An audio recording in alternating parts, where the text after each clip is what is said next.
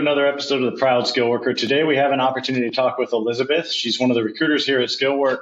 Elizabeth works tirelessly day in and day out, probably more day out, honestly, outside the clock than most of our recruiters, kind of given the way that her life is structured, which is awesome, but is always available to her skill workers and her candidates to try to find them opportunities. So previous to Skillwork, I was actually recruiting for something kind of similar in the water, wastewater, and gas industry, and started to kind of learn about some skilled trades that were within that industry. And then I actually had a friend who worked here at Skillwork reach out to me and said, "Hey, we're looking for recruiters. Would you be interested?" She worked on our set team side as one of our travel coordinators, and so got connected with her, which in turn led me to speaking with Lindsay and going through the formal interview process here. And I always had some type of background in the industrial trades, with my dad being in manufacturing for, goodness, I'd say 25 plus years.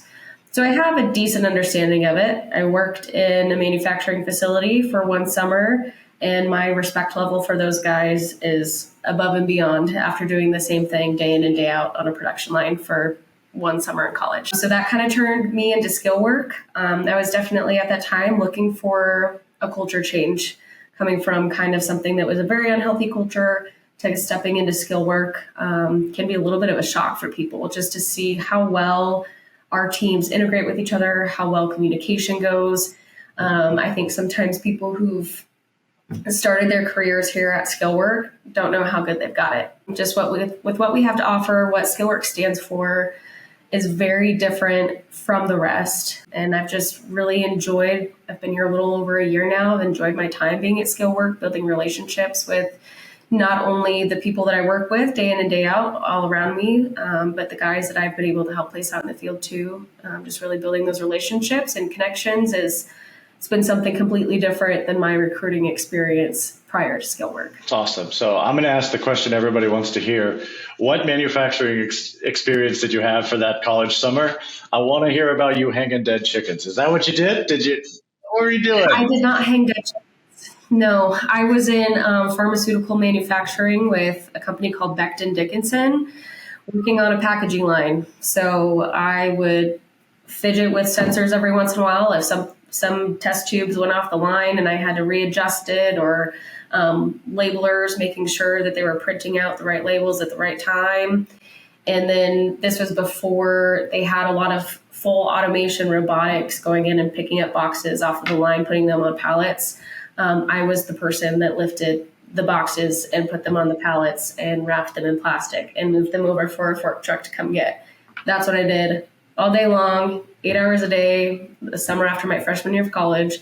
Great money, but I don't know how some people can do that for 30 plus years, and they just love it. They love the monotonous, kind of like thoughtless work of doing those things. But then to also know too, BD is like a huge manufacturer of all pharmaceutical goods throughout the United States. And so that was really cool to be a part of, and actually broke a couple of records for moving packages onto a pallet while I was there. So I'll take that ownership, but I don't think I would ever do it again, to be quite honest. So I've got a lot of respect for those people working in manufacturing, because, oh my gosh, I mean, I was in a very clean environment, so I can't imagine having to hang chickens all day. Oh no, we lost an earring. All right. So as you kind of have spent a year here now at Skillwork, I'm curious to know, what do you think has been the greatest challenge in that learning curve or in your career? You know, you came out of a previous industrial space, similar, adjacent, we'll call it, but not necessarily the same.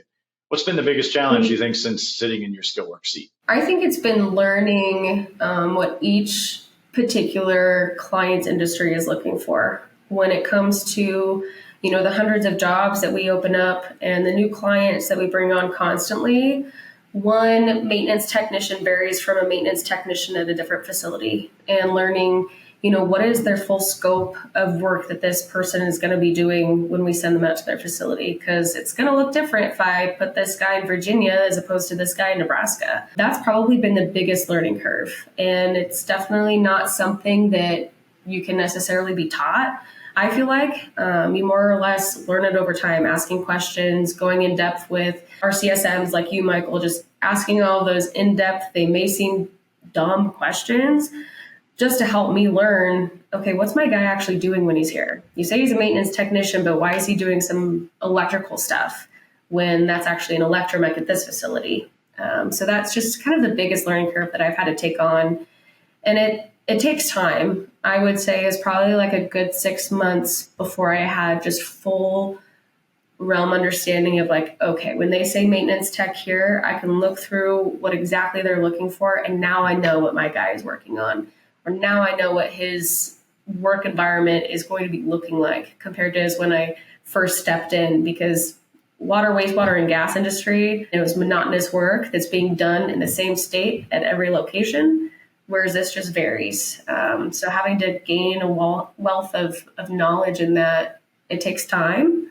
And it feels good now being a recruiter here at Skillwork for over a year and having people ask me questions instead of me always asking the senior recruiters questions, because then I finally feel like, I got it. It's clicked. Now I know. I love it. I love it. So all day you're on the phone with candidates, with skill workers, with individuals. So what is it like talking to individuals who are actively applying for jobs in skilled trades right now? What's the like feeling you get from guys? Are people frustrated? Are people anxious? Are they eager? Like, what do you think the general tone is of guys who are guys or gals looking for a transition? I would say it's a mix of all the above. You never really know what you're going to get on the other side of the phone.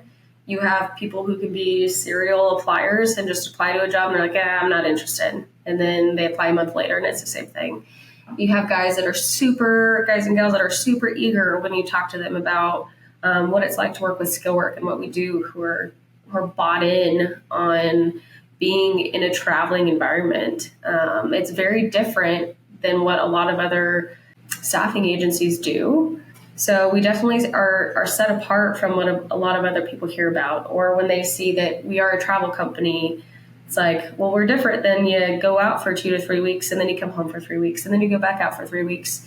It's very different. And so sometimes you almost have to tailor your conversation to how people are first responding. It can go any different way. You have people that are a little bit more anxious and are like, I'm just not sure if that's anything that I'm looking for. Like, it sounds really awesome. It sounds really great. Sometimes you have to take a step back as a recruiter and not be so salesy. I don't know if that's the right word to put it, but almost just let the candidate be the person that has the ball in their court.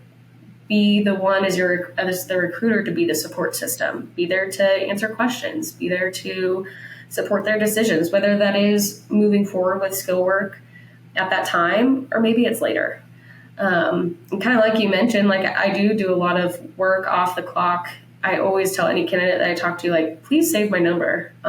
Text me. If you've got a question over the weekend, I have no problem answering your questions. I'd rather somebody be well-informed and then move forward with us than to feel like they don't know or understand the full scope of what it's like to travel and I just push them to jump to it, because it's going to end up in failure. And the one thing that you want to do as a recruiter is help set your people up for success. And I've failed as a recruiter if I'm not offering my time and my knowledge to them to help them make the best choices in their career path. Like I said, whether that's moving forward with us or not, I'm going to respect their decisions either way. I love it. So, you talked a little bit in there, right, Liz, about some of the processes that Skillwork has. Like, there's that first call you have, and there's some of that testing, and then the interviewing stage. You kind of hit on all of those pieces. Like, whenever you're in that stage, you're kind of in communication and working through that. I'd be curious to know, what do you feel is the largest barrier for entry for an applicant to become an actual employee of Skillwork? Where do you think you lose the most interested candidates? Let's not, for the people who are serial appliers, as you said, or people who just aren't genuinely interested, where do you feel like you lose the most candidates in the process? And so the reason I ask is, if you're a candidate listening to this and you go, man, this part of the process is really frustrating for me, I would kind of want to give you the opportunity to speak through, like, hey, I know this part frustrates people, but there's value in it, if that's something you're seeing. Yeah, I would say it probably is our skilled assessments. I mean, we've taken time to have a company write out our assessment to help us better understand where people's strong knowledge is at. It's the best way and the best tool that I can utilize as a recruiter to help advocate for my candidates. And I really try to press that into any candidate that I speak with. Like, hey, these are pretty serious and moving forward. Not only do I look at them, our team internally looks at them, our clients even review them. And it's very telling that you're willing to sit down and take the time to take an assessment, and we can see how long you spend on it. So when I see somebody's assessment come back and they've spent 5 minutes, like, of course you're going to get a 23% on something. You're not spending the time to prove your wealth of knowledge to me, to our company, and to our clients. And a lot of the times, like, I hate when I do have somebody that is bought in on getting to travel with us to be like, hey, I'm sorry, but your assessment scores at this time, I believe, are not really a reflection of what we're looking for. And we're going to have to move forward with different candidates. That's a sucky conversation to have, but sometimes I think it helps bring back to reality for our candidates just how serious that is in our process. Then you have the guys that they do take the time, and that they listen and understood you when you say, hey, take your time. Give yourself 15 to 20 minutes on each one of these. Don't rush through them. They're a great representation of you.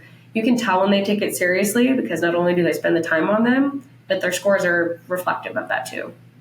And then you look at their resume and it's like, oh, yep, that matches up. This guy's been a maintenance tech for 15 plus years. He just scored a 99%.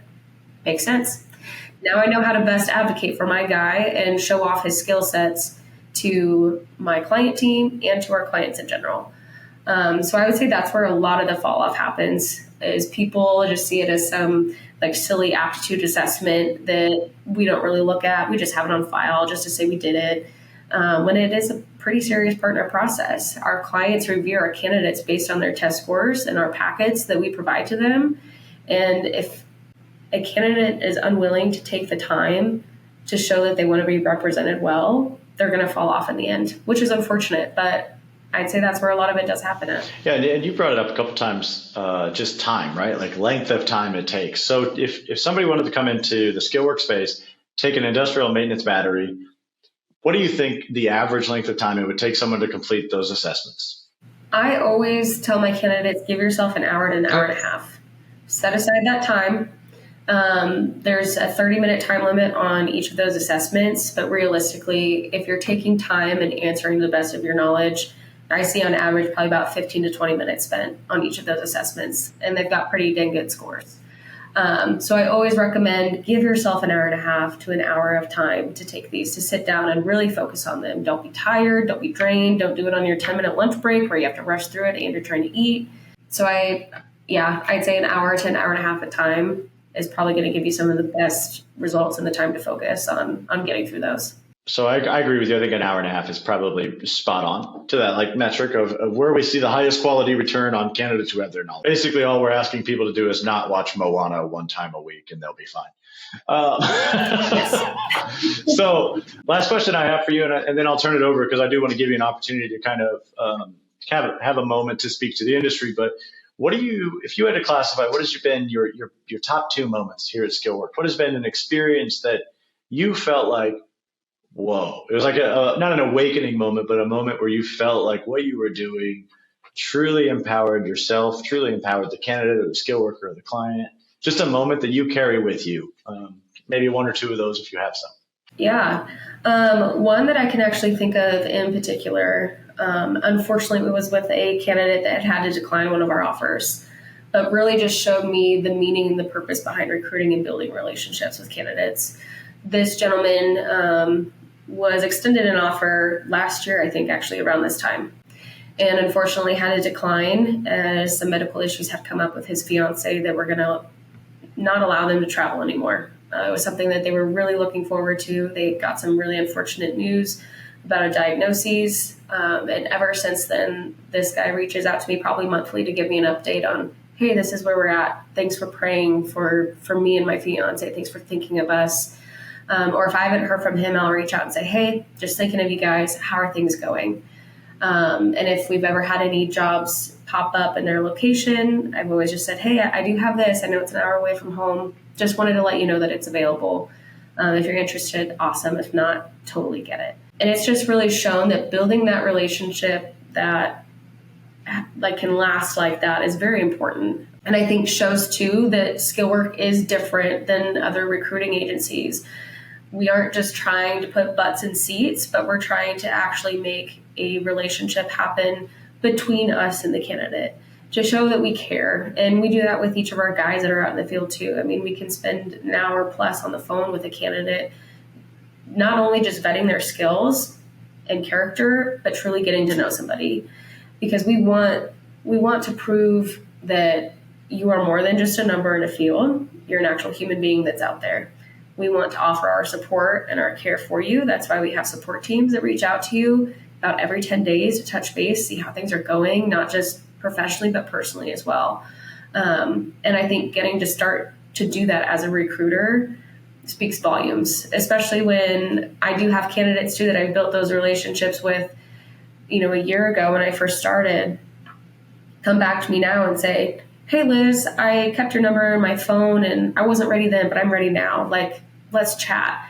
It shows that you've made an impact in somebody's life enough for them to remember you, to remember what you do and who you are, that they want to come back, which is really cool to see. But that's one relationship that I think has just been really, really cool to hold on to. And it's been a great way for me to represent Skillwork and the faith that we are based upon, and getting to pray with somebody over the phone or through text, just like, hey, thinking of you, praying for you guys, praying for healing, whatever it may be. It's just a really cool opportunity to showcase that, and to live that out and not just put it on a plaque and say, this is what we stand for, but to actually live it out.